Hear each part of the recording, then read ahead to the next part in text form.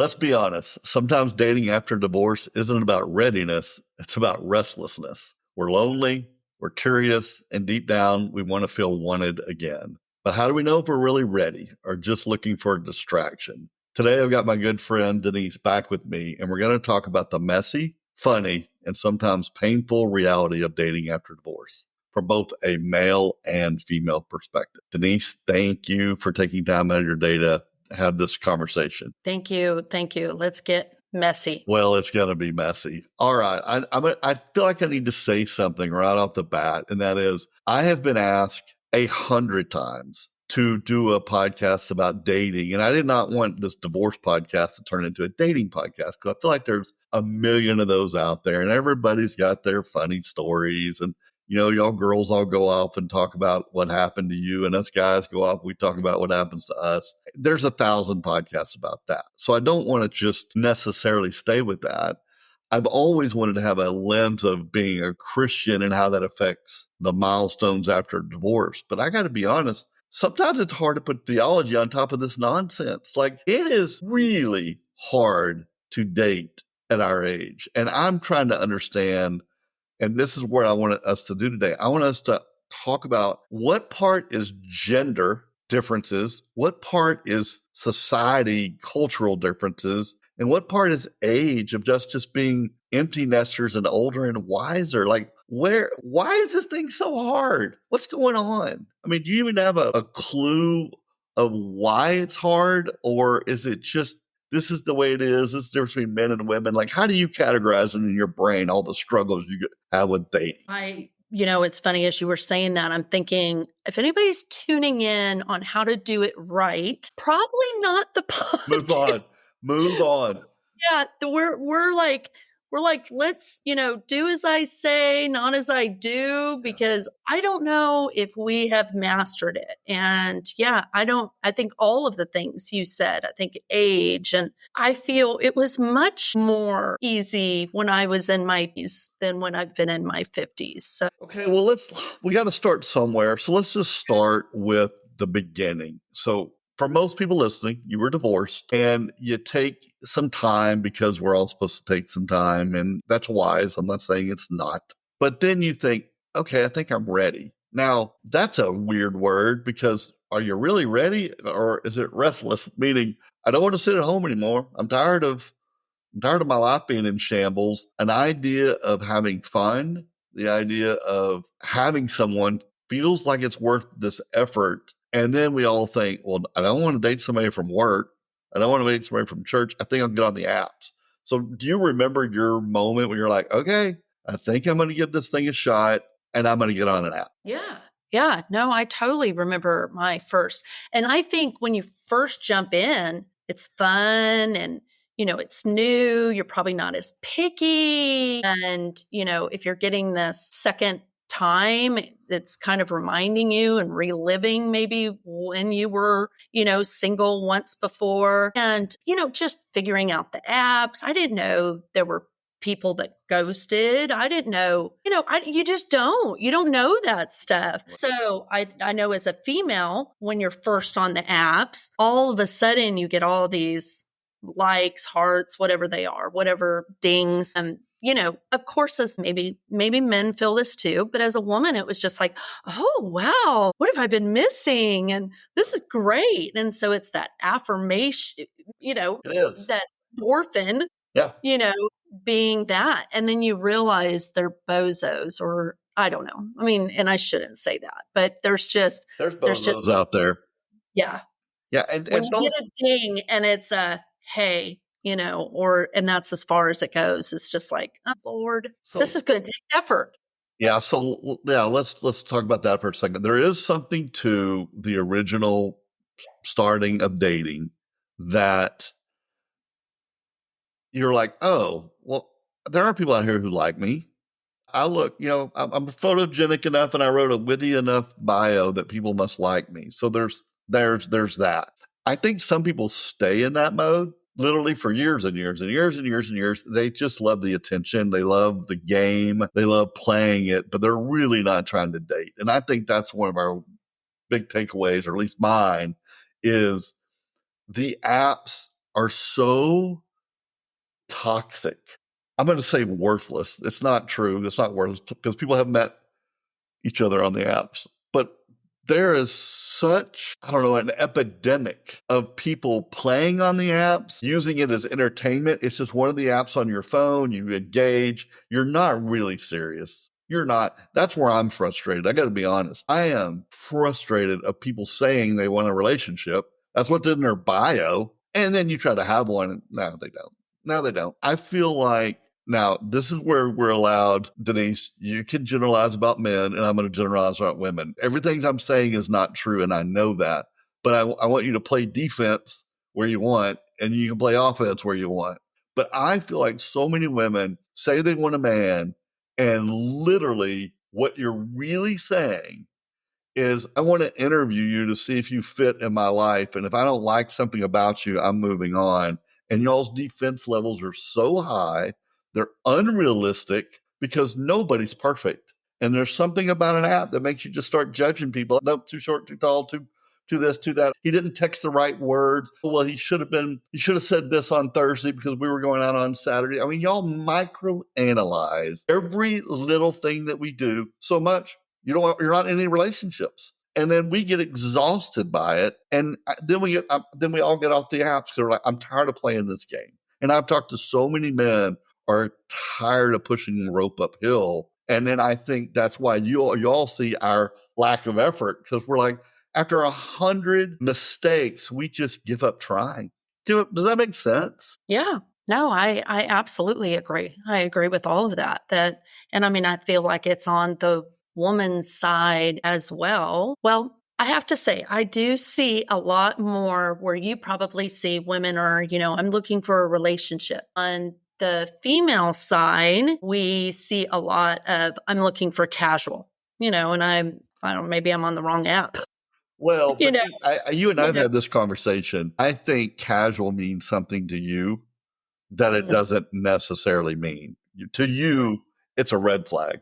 Oh, they're casual. They're just casual. I think, okay, let's stop right here for a second because I want to really get down into this. This goes back, okay, I'm going to pick on you a little bit. This goes back on the female over analyzing little nuances. And it's like, I've tried to jump in the deep end with a couple of people. Like, I've just tried to say, I want a real relationship. I'm jumping in. They fail. They fail because of the pressure on it of like, are we a match or not? So I put casual before. Casual means I want to be friends first. I want to keep it light, and we're going to see if we build a relationship or not. So I put casual. And then people like you get on there and like, oh, casual, this guy's not serious. Well, no, hell, I am serious. I've tried it this way. I've tried it this way. And so how do we win? How do we win? don't When we put just put the word casual and all of a sudden a half of you, that means we're not serious about anything. That's not true. I don't think, Lise, again, my perspective is I think all of it is going into, we're going to be casual. I'm obviously not going, hey, how much do you make? Where are your parents? What's your background? Those type of things. So the first couple of meetings are going to be casual.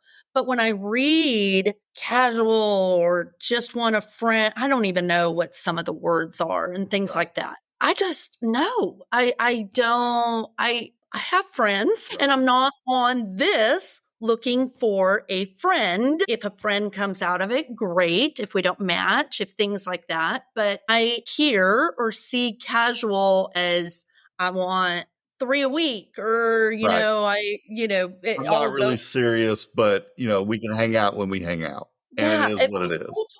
casual to me means I'm even okay with, hey, if you obviously like we're not serious day 2. So I don't care if you have multiple dates kind of thing. Right. But if they're in the fact of, hey, I'm on this for casual encounters. Right. Right. Well, that's a I think different story, I think. I yeah. think that one, I just think even just the setting of casual runs people off, and that drives me crazy. And then it's really funny. This is why I despise apps. Is then the conversation, I'd rather be hit in the shin with a hammer than, well, what are you looking for on this app? My gosh. Like, what? I don't know. I'm going to have to meet somebody. Like, come on. From your notes. Yeah. It's like, but it's asked all the time. Yeah. So I almost feel like, oh, hold on, let me go to my notes and Right. cut and paste. I'm looking, and I want to go the same thing as you are. Right. I would hope that's Or, what we're on right. it.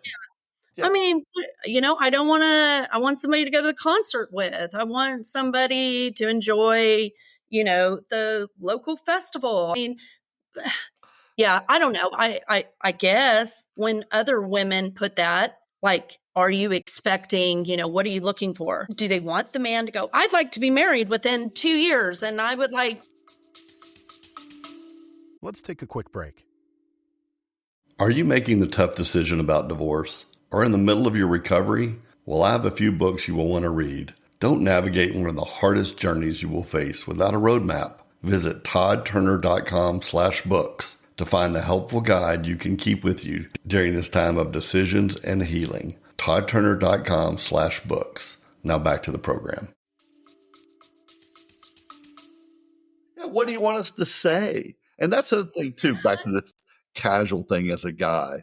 I don't know anybody, whether I wrote casual, want to get married tomorrow, that doesn't think I'm sitting there paying for the first time we meet. It's like, so we're casual, but yet I'm in this. I'm supposed to go by the rules of courting, but women are like, trust me, I know so many women are like, I want to be friends first. I want to grow a relationship and, authentic. Okay, great. Well, then where's your purse on this deal?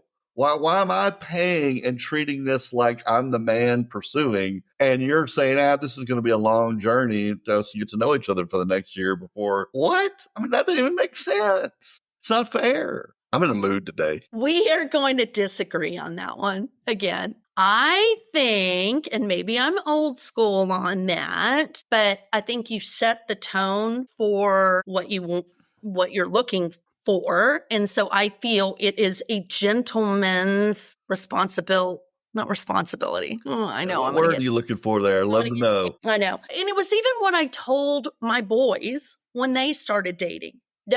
If you ask somebody out, be prepared to pay. And with the female male role thing, I don't ask a man out. So like, even if the conversation's great or everything like that, I want him to be the first one. So maybe that is an age, old fashioned, however you want to say it. I just don't think it's appropriate for me to say, hey, would you like to have dinner? I guess if I did, maybe it would be expected for me to pay. Yeah, I think that we've shifted off the track of where I was going, because if you're saying a date, I'm all for traditional of a man and a woman. I'm talking about building a relationship, even as friends. Like what's the nuance of that? It's like you and I've sort of had this discussion before. If somebody's your friend, if I got to pay for every female in my life every time I go out, I'll quit going out. Because that's not fair. You're right.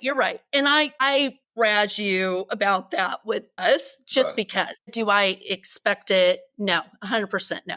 I mean, if we're heading to, the fair, or I'm trying to think of things that we've done, the circus, or go to a concert or something like that, and we are friends, no way, no how. I'm looking at it as just, you're my girlfriend.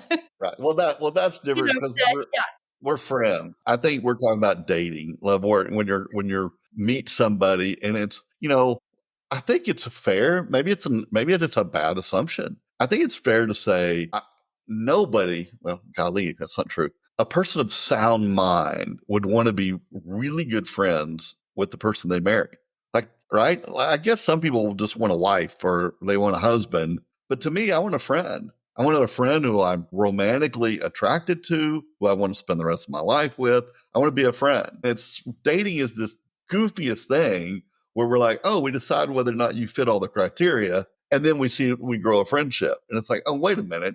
It feels backward. Like, shouldn't you grow a friendship and then sort of fall in love or even literally make a covenant? That's what marriage is a covenant. It's just saying, we're not perfect. You're a woman. I'm a man. You're imperfect. I'm imperfect. We're making a covenant before God to be married. That's all what a marriage is. It doesn't say, it's not Disney of two people soul matching and we live happily ever after. That's insanity.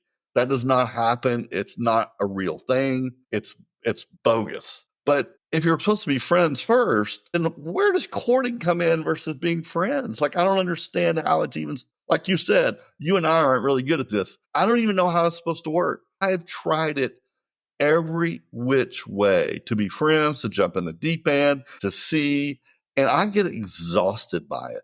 I'm exhausted. I mean, I am about ready to Google how to become a monk, what do I have to do, when do I shave my head, and where am I get to live? Like, I'm at my end with this thing. Help me. For the love of goodness, help me. Help me. Help me. No, I mean, yeah, 100%. And as more time goes by, we just get something that has just kind of been, okay, if we're okay with being single and doing things like that. What's really been kind of gnawing at me though is what do single people do when they're older and they get sick? Meaning like terminal sick or something like that. There's the couple friends that I see that go through that type of difficultness have been with partners. And it's just made me kind of look at it as, what would I do if, gosh forbid, something like that happened? Like, who would I have that would be taking me to my things? I mean, so I don't know who to chase after to watch that kind of thing, to see how that unfolds. I guess your children. So be nice to your children. Not everybody has children. Not everybody has children that live near them. And yeah, it's really, I mean, I think you're hitting on the dilemma. The dilemma is life is better with a partner. Sure. I think God wired us that way. I think that's true. Now, theologically, Paul also in the New Testament talks about how great it is to be single because you don't have to put anything above your relationship with Christ and your service to him. So that's true too. So the Bible's literally, I'm not using the word wishy-washy. It speaks out of both sides of the mouth. Man, it's not good for you to be alone. And Paul's like, yeah, but it's really good for you to be alone. I'm like, well, hold on, which one is it? So I really do believe that life, this world, this broken world, is easier with a partner. And then there's just the soul satisfaction of being loved and somebody cherishing you and wanting to pour into you. And I think that's why I'm in a bad mood today about this, because there are people I've literally tried to pour into. They talk the talk. They talk the talk. Yeah, I really want to pour into this relationship. I want to be in it. And then anything comes up. And it's like, I got this thing. I changed my mind. It's like, well, that's not what a covenant is. So it's almost like the only way to make it work is to get married. Just get married and then make yourself work through the hard stuff, because the dating part is nonsensical. I don't even know how to do it, and I don't know how to build a relationship, and I am at my wit's end about it because it's so frustrating to try to honestly. I know some women out there, all men are this way. There are men out there like me who have literally tried to pour into someone and have a mindset of, I will do whatever it takes to make this relationship work. I'm going to make a blanket statement. And y'all women microanalyze something so nonsensical to get out of it. And you're like, I can't win. I can't win. And I've probably had 5, 6, 7 relationships that I honestly went in there saying, if this person puts in the effort I put in back, then I will do what it takes to make this work. I'm 0 for 7, Denise. I'm 0 for. And they're all different reasons. There's not one reason. I could literally tell you every reason that every relationship ended, and they're almost all common. But what I feel like, if you interviewed them, what is their take on it? Did you feel you were all in and they didn't? Or they, like if you asked them, did they go, he wasn't? I've never been, first of all, this is the other problem. I have to take them at their word, right? If they want to say one thing and believe another, I can't help you. But why? Because they go, oh, it was all me? Well, no, because then I'd call bull. Because then they're like, every one of them, because I mean, by the time I'm in that kind of relationship, obviously I'm having an adult conversation. So I feel like I've got an adult reason back. And every one of them, there was a conversation of the why. And none of them are what you're implying. And that is, well, he really wasn't. Like, no one's ever told me, well, you didn't, or, you know what I mean? Like, they're all, well, now that, I mean, I'm going to do it because I know this girl's not listening. I broke up a relationship that I really wanted to pour into because she was in ministry and she served the African American community. And she told me, it's because you're not Black. She goes, I really thought I was going to date a Black guy. And that's what my heart is. And the more I've thought about it, I just don't see, I never saw myself dating a white guy. I'm like, well, then why did you swipe on me? Why have we spent months in a relationship for that to be your answer? Like, that is the most comical thing I've ever heard. So all 7 didn't tell me that. There's no common thread. There's no common thread. There was, I thought I was ready, but I wasn't. There was, this is moving too fast. I need a moment. There, I could go, some of them listen, so I got to be careful what I say. But there is no common denominator at all. I'm still friends with some of them, other ones I'm not. And I'm just like, golly, like, I'm going to say this to you because I say this on my date. So I think I've said this on the podcast. I am a huge believer that anybody could get married tomorrow. You and I could get married tomorrow if 3 things happen. If we both love the Lord, we both are excellent communicators, and we both know what a covenant is. I believe those 3 things cover almost every problem, because if you both love the Lord, that implies a lot. That implies it's going to affect your decision making. It's going to affect who you are as a person. That covers a lot. Being a great communicator covers a whole lot, because now you know how to communicate. You can talk about, when you do this, I'm triggered with this, and let's go to a counselor and blah, blah, blah. And then no one in covenant is saying, I'm not going to quit when things get hard, because I'm in a covenant. It's not, well, we just don't love each other anymore. That doesn't count, because you know what a covenant is. So those 3 things. So I've literally started my relationships with those trump cards saying, do you agree to these things? Oh yeah, I agree. I totally believe you. And then it's, whatever it is, that's the thing that they throw out as their reason. And you're like, oh, you're not serious about those 3 things then. Somebody once told me to add to those 3 things, and I thought this was pretty powerful. And I think it was something that I read. And, why have you been married, or what made it work for 50 years or whatever it was? And they said, we're 2 amazing forgivers. Yeah. Look at the balloons that went up. What was that?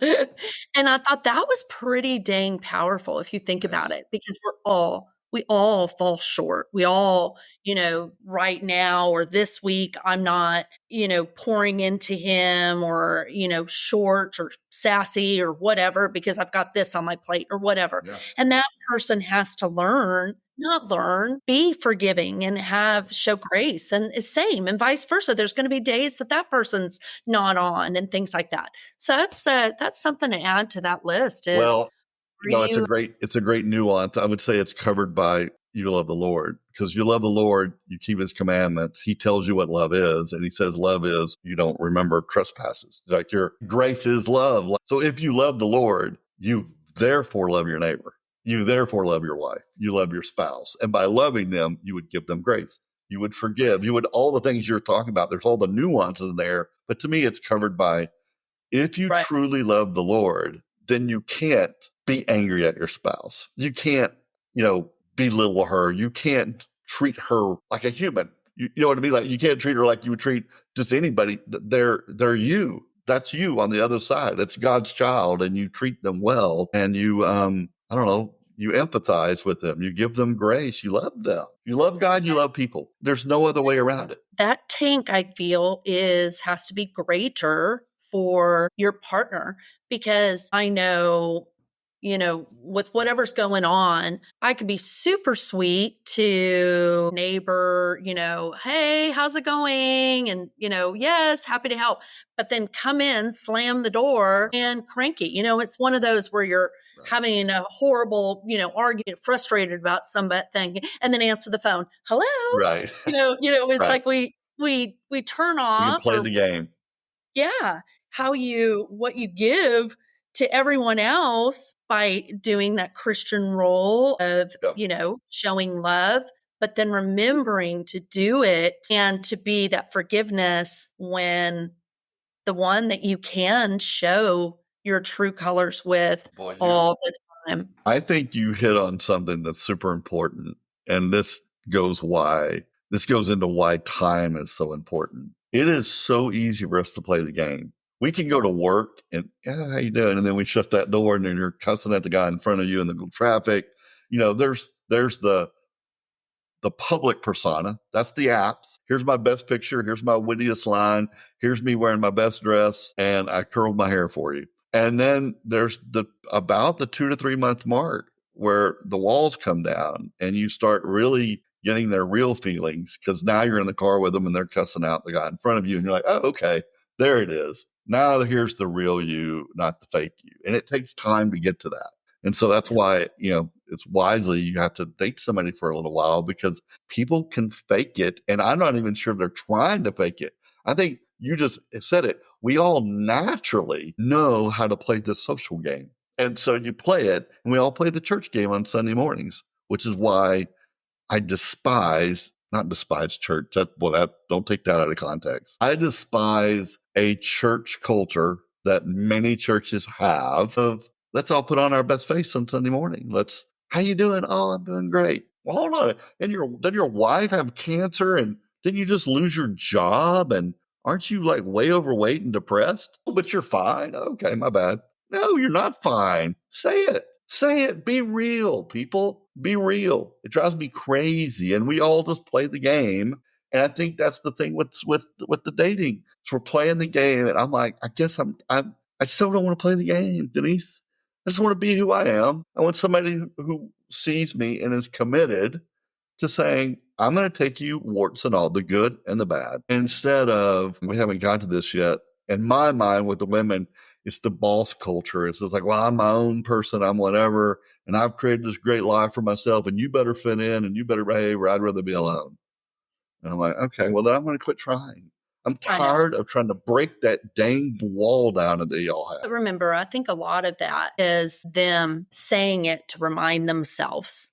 Is divorces shook a lot of women that maybe put them in a role that they weren't in prior to. So if everybody gets married, let's say in their, is what's typical, or our generation, that's what you did.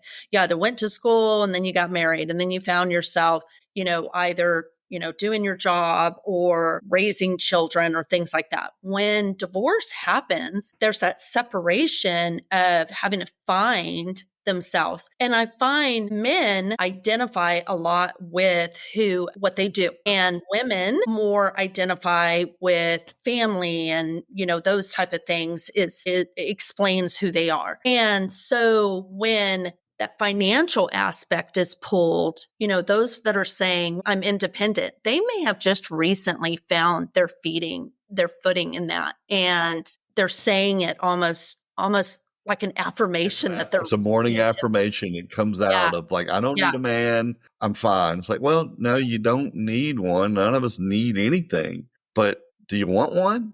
Do you want one? Do you want somebody who cares about your day? To your point, when you get sick, you want somebody there at the hospital? Like, do you want somebody in your life? Well, you're going to have to give up some of that independence. You're going to have to give up some of those rules that you and your friends create while you're drinking wine about, well, if he invited you for coffee for the first date, well, then he must not really want to put in any effort.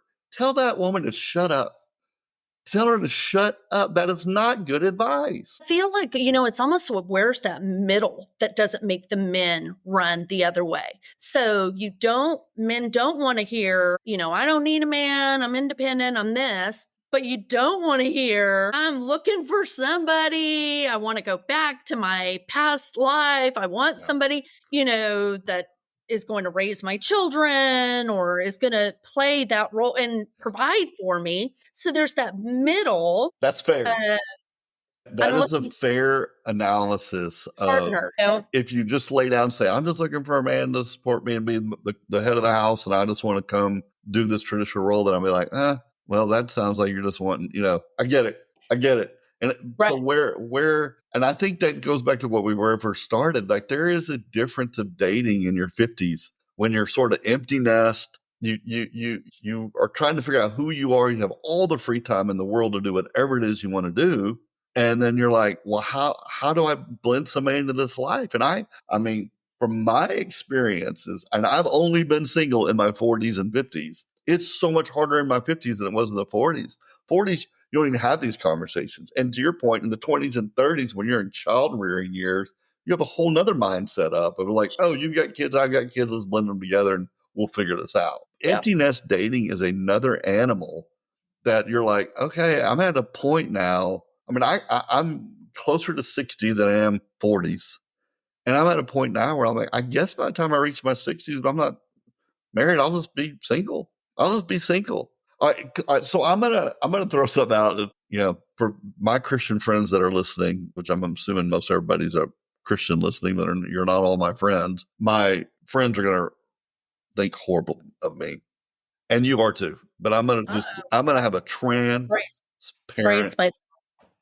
I'm gonna have a transparent moment. Okay. Because I didn't have it in my marriage, I'm a great communicator and I want to communicate with people and I want all the things that go with great communication. Like I love deep theological talks and I love stupid dad jokes and I love cussing and I love it all. Like I love the English language. I literally thought I should just go to Thailand and find a wife who just wants to be loved and has a culture of just servitude, and I'll have a culture of protection, and we'll just agree that you play your role, I'll play mine, and at least I'll have somebody who's by my side who wants to support me, and I'll give up that nuance of culturally blending with somebody who probably can talk theology with me in the way I want, just because I think I could pull that off. I literally think that is easier, and I'd probably regret it 10 years down the road. But the longer I push rope uphill trying to find my person, the more I understand why people do that. The mail order bride, I literally can grasp the concept now. Does that even sound crazy? I mean, I guess y'all don't do that like we do, because men do go and get people. And I think sometimes the stigma is, well, yeah, you're a 50-year-old man, you're just going to look for a 20-year-old wife from the Philippines. No, I'm being dead serious. Like somebody who's just like, yeah, a relationship. It's in their culture. You're my man, I'm your woman, and we're going to get married, and I'm going to do the roles of a woman, and you're going to do the roles of a man, and we'll get along great. Do you really feel like you even need to go to the Philippines? I mean, you don't think you could find that on the apps? Where? Tell me. I don't think it's in our culture. I don't even know where to begin, because you swipe. Are too opinionated. And I mean, but if at 60, you went and did that, I still don't think that that's giving you what it is that you're wanting to have, somebody that has the intelligent conversations and all of this. I agree. Why not, yeah. Denise, why not get those from my friends? You know what I mean? Why not just take my wife who barely speaks any English with me, with my friends, and we all just hang out, and what do I have to? I think part of this goes back to, what is the ideal wife? What does she have to be? The best at everything? Like maybe she's just not a great communicator, but she loves me. Like that, it's sort of like your thing is, who's going to be with me when I'm sick? My big thing I want is somebody to care. I just want somebody to care. How are you doing? Does your back need scratched? Are you hungry, babe? Can I get you anything to eat? Wow, good job. I noticed you did a really great thing at work today. Those are all the things I want. And I'm sorry, I'm in a mood and I'm going to regret all this I'm saying today. But the boss bitch, you know what I mean? That little term of I'm a boss bitch out there. That's not who I want as my partner. This whole hustle culture, there's a difference between having to survive. That's a different story, Denise. You're put in a situation you have to survive. But there's a culture out here of like, I'm going to go out here and be my best version of myself. I'm going to make as much money as I can and whatever. And I'm going to date a guy who's like me, because I see that in tons of profiles. Tons of like, I want somebody who matches my energy. I want somebody who is committed to success, all the things. And I'm like, well, yeah, I guess I have those passions too, but that's not what I'm looking for. I'm not looking for that. And if that's what y'all want, there's 100 guys out there. Go get them. Go get them. But I'm exhausted with it, Denise. I just am. Sorry. You are in a mood. You are in a mood. It's just it's insanity to me how hard it is for two people to find each other. And I realize that like us all, we have these preconceived notions of what we're looking for. And one of my criteria as of now, I just contradicted it, so I'm fixing to swing to the other side, is theology. I know some really great women that I jive with really well, like we yin and yang, our comedy's the same, or, our sense of humor's the same, our style, we look good together, all the things, but we don't have a theology match. And it's like, I just don't know I don't know what to do with that. I've really struggled with what spiritual level somebody has to be on to be my mate. And that's one of my things is I think I probably over require people to be really sophisticated in their theology before I will allow them in my life. And that's probably I don't know what to do with that, because I don't know how to give it up, because my theological training forces me to consider certain things really important. And if it's not there, which, back to, I'm going to criticize the apps. There's nothing on the apps that lets me know how theologically sound somebody is until I spend time with them. And then it's like, yeah, okay, I can tell, not a match. Yeah. Yeah.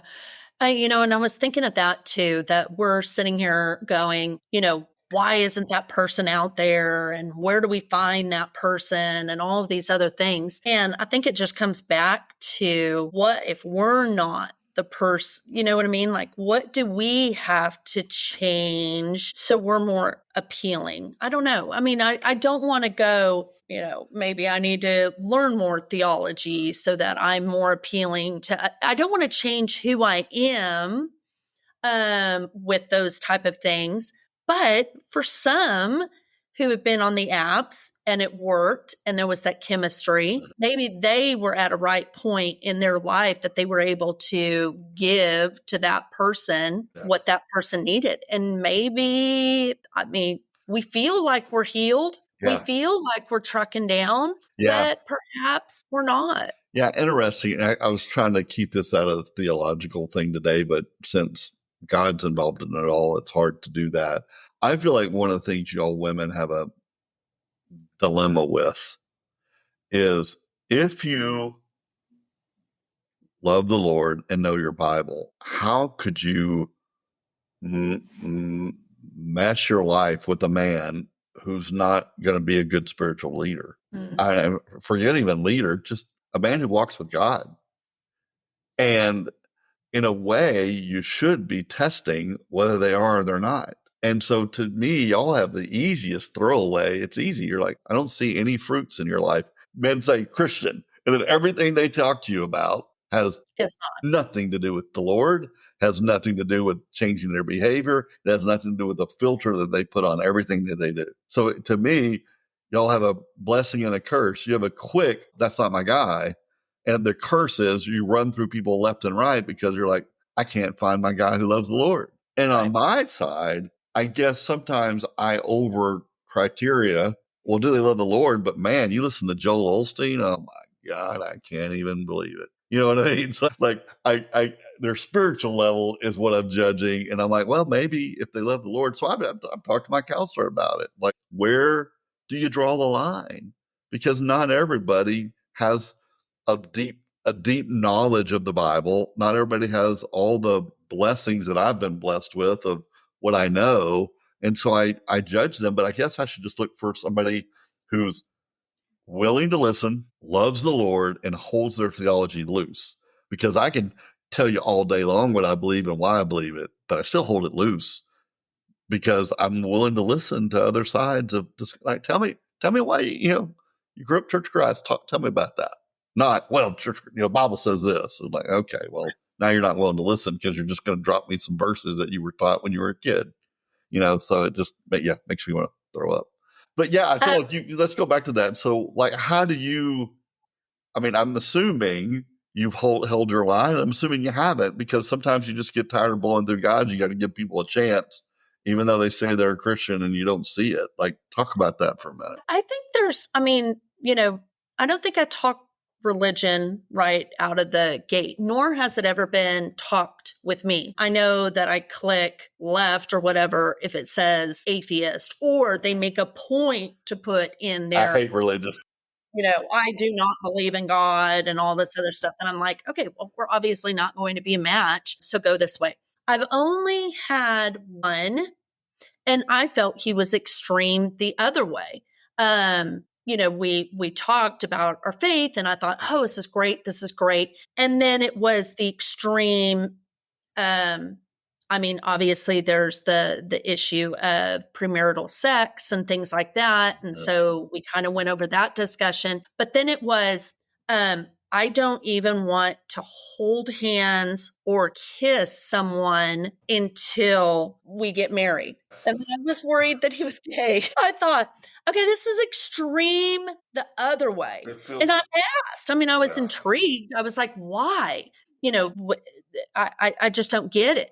And he said he wanted to be an example to his children, that the first time he didn't do it right. A bad example of, I don't want any physical contact till marriage. And I just thought, this is creepy. Yeah. And thought, okay, we're probably not a match. We're probably not a match. Not probably.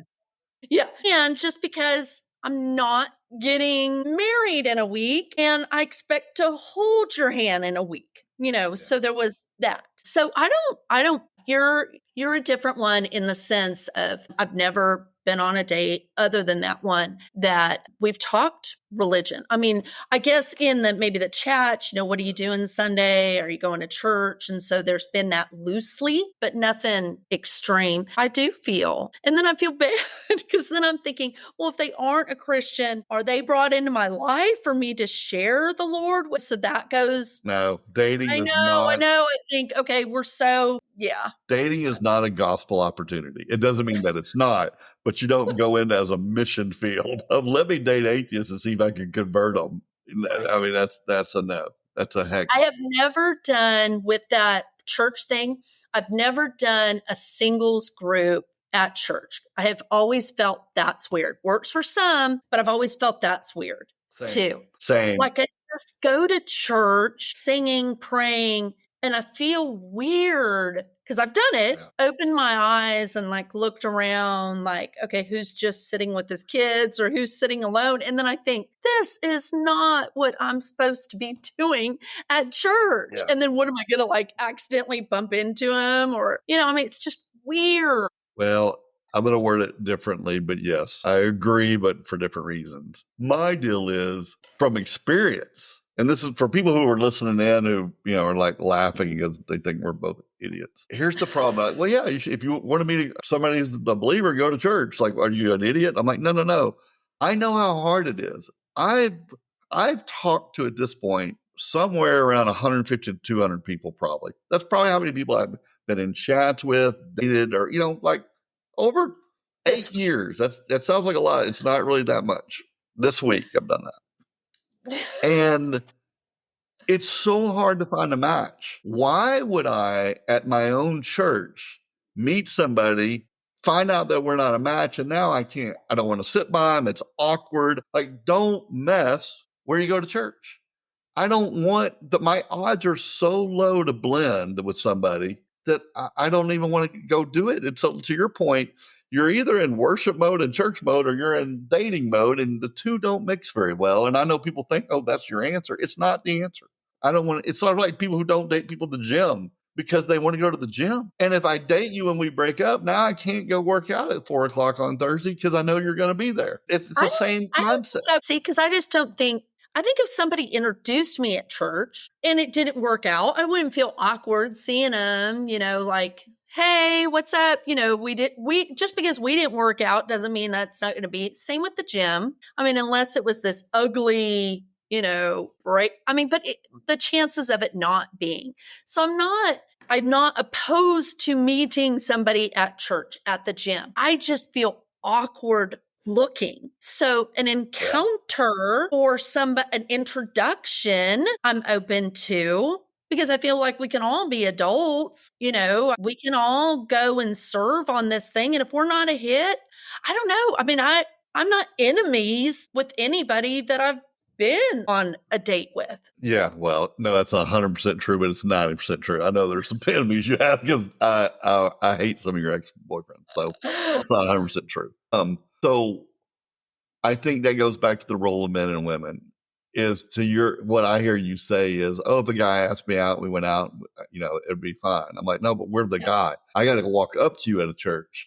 I got to ask you on a date. And now that's awkward. And then now if that doesn't work, then I feel like a creep. And they're going to be like, oh, that's the guy who asked me out. And they told their friend, it's not the place for a guy. There's no way I'm going to pursue somebody at church. Not doing it. Not doing it. Now, Because I maybe wouldn't, somebody else's church. if I wasn't attracted to the person and they asked me out, and again, just me, but I wouldn't be like, hey, that's the creep. I would just be like, hey, no, I don't, I would probably, Today's, I'm going to call I bull. only date African American. I would tell them like you're Right. I'm going to call bull because what you're doing is you're giving me the answer. That's the right answer. But yeah, you would. You would tell your friend. You would tell me. That's the guy who asked me out. I don't want to go over there. You would do that. You would 100% do that. if I would. I'm your friend. I'm telling you, you would. I know you would. You're like, oh, there's a guy over here. Come talk to me real quick. You think I asked me out last week? Because I have okay, so not church, but I've tried those. And again, we're in our 50s, so we've tried everything. Those single groups where it's not a dating app, but it's like Facebook friends or whatever. Yeah. And I've gone to, excuse me, meet as a group. And I've had somebody ask me out. No, not, did not find him appealing. He was probably short. And I've been to other things that he's been at, and I've walked up, hugged him, and got on one knee, hugged him, got up. You're so cute. And so again, I guess, yeah. I don't know. I know. I'm just saying I would not look at it as creepy. So ask the girl. So let's wrap up with this because we can talk about a million things on this. Okay. But when you finally are in one of these moods I'm in, where it's the telescopic, I'm going to give it a shot, versus the microscope of like, oh, what are we doing here? I'm in a microscope moment. Like I am just fed up with it. So you turn off the apps. Is it that simple of I'm fed up, I'm optimistic. I'm fed up, I'm optimistic. Like what makes you get back on? Is it finally just you have your life in order one day and you look up and your house is empty. You're like, yeah, this is not what I want. I guess I'm going to have to date. And then you date for a couple months and then you're like, I don't have the energy and the time for this. And so you stop. Like it's a vicious cycle. Yeah. It can't even be healthy. Yeah. No, I totally agree. And honestly, when I go back on, it probably boredom when time in my life, maybe I'm not super busy because I'm not getting on when I'm super busy. So there's that boredom time or something like that. Optimistic. And then I always have that thought process. Okay, Lord, if you want this to be, let this be the time that my person you want me to be with is getting on as well. And I think we're always a little bit hopeful when there's communication back and forth, oh, could this be? Then you quickly realize it's not. But there's that moment that you just go, oh, it could. And I've got sucked into those where you meet somebody and you're like, oh, this is probably the person. And then this is probably a whole podcast episode in itself. But then somewhere along the way, really soon, you just find the thing that you're like, or, in my case, I think it's, I'm always looking to see of the three things. So like, not that they have to love me immediately, but are their walls so impenetrable that I'm not willing to wait? And that's where it's really tough because the older you get, I feel like I run into women who have high walls and thick walls. And some have both. It's and or both, but and there's a difference between high and thick. And I'm like, I don't know what I'm supposed to do here. Like if you're making me just sit, you're judging me to see if I'm just going to chip and chip and chip and chip. My answer is I'm not. I'm not going to chip forever. I'm not. And so if that's the requirement that you want to test me to see how long I'm going to last, I'm not motivated by that because I don't know the end game. If you're not going to pour into me, then I don't know what the end game is. I can go to the Philippines right now and have an end game. So that's not just like, oh, the idea of men are microwaves, women are crock pots. Like, how long does it take you to warm up? I don't have the energy for you to warm up forever. Like, I think my opinion for women is to give people some benefit of the doubt, then score them on it, not score them to then give them the benefit of the doubt. Like I feel like y'all are so hard on us, and we're not perfect. We're not perfect. I'm not perfect at all, not even pretending to be. But I would be committed to the right person if they want to be committed back, I would. And it's just so frustrating. I don't know. Like I said, I'm in a mood. I'll listen to this and I will wish I never hit record. But I I am think being authentic for the moment. yeah, I think you are in a mood today. I do. I think because I think you give the benefit of the doubt a lot more than what your crankiness is saying today. You know, I mean, if you go to the Philippines and you find the right one, but I think even the way you feel today, the mail order bride wouldn't even hit it. There's just No, you're 100% right. No, yeah, 100%. I'm not even saying that's an authentic solution. I'm right. saying, have I thought about it? Yeah, I've been that desperate that I have. I've literally thought that would give me a companionship and somebody who might care about me, and then that's what I crave. I crave, it's not like I'm trying to, go back to my 20s or whatever, but I want somebody by my side too. And yeah, you're ready. That's another topic that I'm going to throw out there so we can remember it. But there's a saying about women, how that when y'all are ready, you're looking, and men, when they're ready, whoever's in front of them wins. And it's true. I believe I got to find that saying, but I believe it's true because when a man is ready, he is looking. And so there are people, I'll say that to women, there are men out there who are honestly looking, and all you got to do is drop the card and you got them. You got them because when they're ready, they're ready. And it's like, hold your line. Yeah, 100% hold your line. It's not like we're all just trying to get married. Hey, hold your line for your right person. But there are people out there who are just, all men aren't garbage. All men aren't dogs. All men aren't whatever. There are moments where people, I think that's why I'm frustrated today, Denise, is that I've had people that I'm in relationships who say they want to be in one, but the evidence is contrary. It's contrary. And I think that's where I'm frustrated because. And I think we've all been there. I mean, I told you I just recently felt like there was a connection, and then and I was just like, why? I mean, we were both feeling that, but again, he was at a point, and I'd rather him better to know express early. it. Yeah, better know early than never, and I had to be okay with that, and it is. It is what it is. Okay. Thank you for the discussion. Go sell some houses in Dallas, That's and right. we'll continue the conversation. Thank you. Talk to you soon. If you like this content, then subscribe for even more resources, fun, laughter, and sound advice for Christians adventuring in unyoked living. Not just divorce recovery, but for brave men and women who are growing and going and living a life on mission. Blessings. Thank you for listening to the UnYoked podcast with me, Todd Turner. Can I ask you a favor? Two, actually. First, rating and reviewing this podcast positively goes a long way to help others find this resource. I get told constantly, I wish I knew of this podcast earlier. Well, you can make that happen with just a simple rating on the podcast app you're listening to right now. Also, when you're done with that, please go to toddturner.com/books and purchase, gift, and review the resources that we have available for those needing help in their divorce journey. It's a lot easier handing somebody a book sometimes than handing them a podcast. And your Amazon reviews really help get our books higher on the chart for others to find. toddturner.com/books. Thanks so much. And please, really, just review the podcast really quick. Thank you.